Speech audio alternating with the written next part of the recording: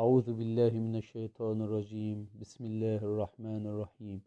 الحمد لله الذي أنزل على عبده الكتاب ولم يجعل له عوجا قيما لينذر بأسا شديدا من لدن ويبشر المؤمنين الذين يعملون الصالحات أن لهم أجرا حسنا ماكثين فيه أبدا وينذر الذين قالوا اتخذ الله ولدا ما لهم به من علم ولا لآبائهم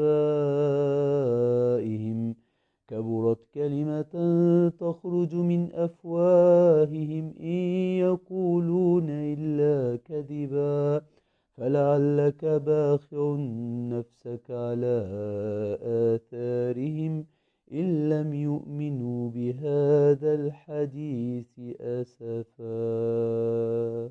صدق الله العظيم.